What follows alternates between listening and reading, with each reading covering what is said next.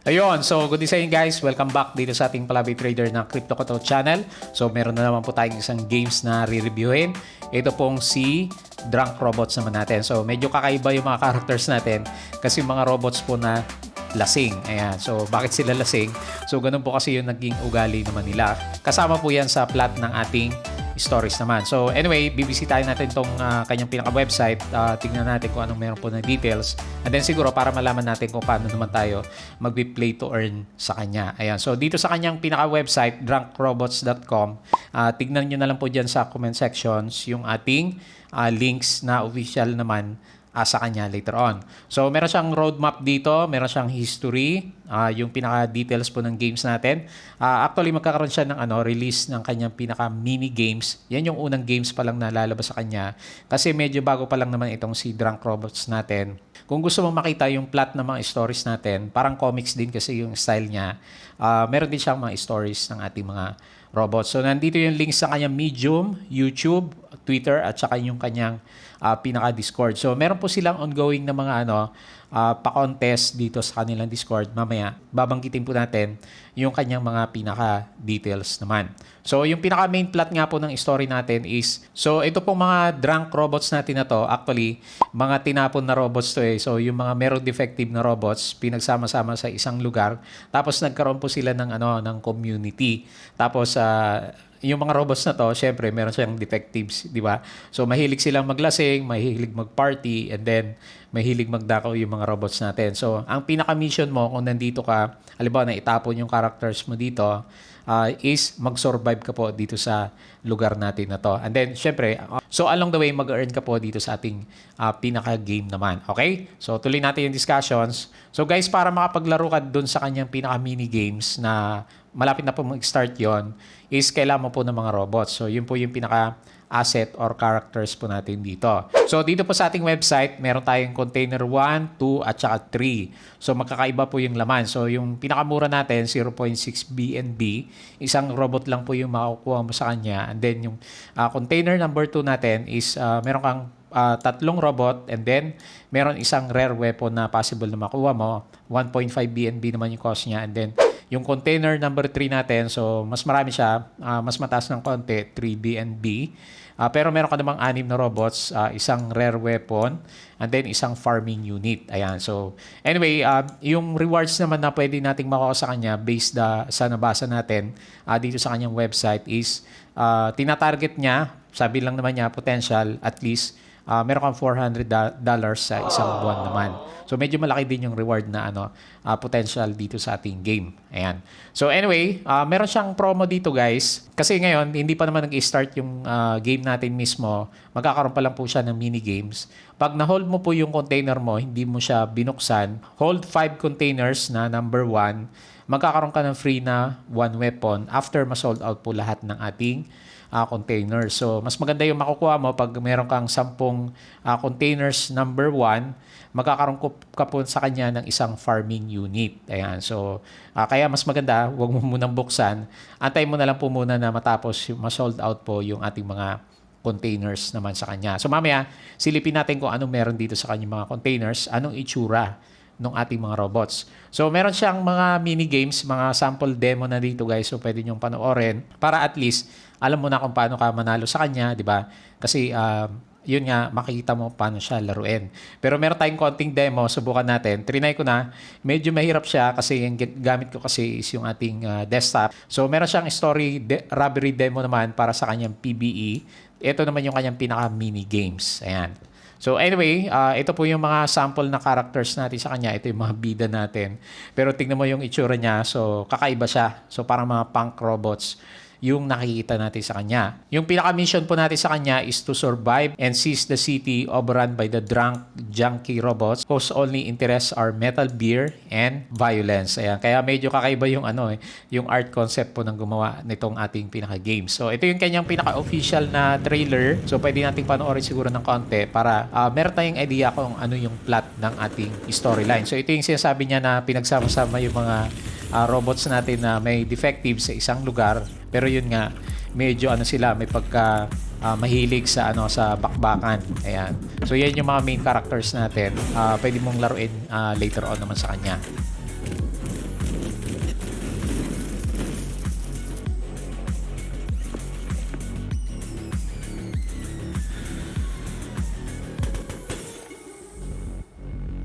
medyo ma-action nga po yung ating pinaka-game. Ayan. So, ito nga, magko-collect po tayo ng mga robots. So, para malaro natin yung game, syempre. And then, meron siya mga guns. So, yan naman yung pang-defend mo sa sarili mo dito sa ating pinaka-in-game. And then, meron siya mga, siguro may mga cards na pwede kang makuha doon sa lugar kung saan pupunta yung robot mo. So, pwede ka rin mag-grab ng stores and banks. So, meron siyang plot. And then, participate in drunk races, join dance battles, and beat the living shit out of your rivals naman. Ayan. So, anyway, create your own gang or join one. Isa ito sa mga nyo guys, isang promo niya. So, doon sa kanilang pinaka-Discord group, pag pumunta ka po sa kanila pala, so meron dito mga groups, may mga gangs dito kasi meron siyang pa-premyo dito eh. So, ang pinaka-mechanics ng games natin, ayan, so basahin ko. So, meron siyang 15 leaders dito sa ating pinaka-Discord group. So, pwede kang sumali sa kanila. Ngayon, if the gang reach more than 500 robots, so depende sa dami ng kanilang assets, until ma-complete sold out yung mga containers natin, then yung gang na napuntahan mo po is makaka-receive po ng special NFT drops na mayroong mga robo items. So, may mga weapons, clothings, and then mga equipments. Kaya maganda, sumama ka sa grupo dito sa ating Discord kung gusto mong laruin itong ating pinaka-game para maka-receive ka po ng mga gifts items natin sa kanya. So, number 4, own your small land and farm. So, parang meron din siyang farming, di ba? Even drunk mud robots want to have their own hideout where they can brew some metal to keep themselves running naman. Ayan. So, ito yung ibang mga characters na makikita mo po sa kanya. So, ito yung kanyang pinaka-roadmap. Palitin natin para makita mo. Meron siyang 10,101 unique robots. So, yan yung inuubos niya sa ngayon. So, meron siyang available dyan. Then, 3 options to buy them. Robot, container 2, 3 robots. And then, container 3, meron siyang 3 robots. So, 101 robots reserved for marketing. So, yan po yung mga giveaways. And then, 2,222 robots sold na yan. You will learn more about lost machines. 4,000 plus. We will give away 20 robots. So, may mga giveaways. 6,000 plus mystery quest with a legendary gun as reward. So, habang namimit niya itong mga numbers na to, namimigay po siya ng mga gift items. So, at 8,000 plus, robots are ready for deployment. So, pwede ka na mag-open yung containers mo para malaman mo po kung ano yung itsura ng pinaka-robot mo. So, sa 10,000 robots sold, magla-launch na po siya ng kanyang secondary market. Now, you can exchange your dope robots naman. Ayan. So, saka pa lang siya magkakaroon ng marketplace naman natin. So, anyway, i-join mo guys dito sa ating Discord, Twitter. So, meron din siyang YouTube. I-check mo yan. Tapos yung pinaka medium natin sa kanya. So, tingnan pa natin yung ibang pwede nating makuha sa kanya. Actually, yung mga characters po natin, meron siyang liquidify.io na location kung saan nandun po yung mga NFT assets natin. So, pwede mong bisitahin yan. Tapos, meron siyang medyo mahaba yung story niya. So, ililib ko na lang sa inyo yung pagbasa po para kahit papano, meron namang konting suspense yung ating pinaka-in-game. So, pero yung pinaka-plot nga po ng story niya, yung mga robots na to, tinapon sila kasi merong defects, pinagsama-sama, and then nagkaroon po sila ng mga gangs naman. Ayan. So, yan po yung mga characters na bida dito sa ating in-games naman. Ayan. So, maganda yung pagkakadrawing niya, di ba? So, medyo mahaba po yung story, sabi ko nga. So, i-check mo na lang. Pero, ito po yung mga characters natin, si Tommy, si Jane, si Molly, si Bob, and then si Knockout. Tapos, merong isa dito. So, hindi natin kilala, hindi siya lumalabas. Okay? So, check mo po yung ating storyline para kahit papano may mabasa ka. So, ito yung isang aspect ng game natin. So, meron din po siyang mga stats. So, yung health niya, 0 to 100. May energy, 0 to 100. And then, kailangan mo din ng kanyang rating. So, syempre, mas mataas yung numbers niyan. Mas malaki yung chances ng mga prizes na pwede makuha sa kanya. So, meron siya land and farming. So, pwede mong later on i-check yan. Tapos, yun nga, yung mini games natin, naka-divide. Meron siya mga bank robbery, store robbery. So, marami siyang pwedeng gawin. So, meron siyang fight club, drunk races, and then yung ating mga dance battle naman sa kanya. Tapos, ito nga yung sabi ko sa inyo guys, yung mga gangs. So, may mga libre siya na NFTs. Ayan, so pwede mong i-double check kung ano yung mga pinaka-details niya. Guns and clothes, so parang meron din siyang mga accessories. Ayan, so pwede mong gamitin yan. Tapos, ayan, so ito siguro ang kailangan natin. Gaano katagal bago naman tayo maka-ROI? So ito yung sinasabi ko sa inyo kanina guys.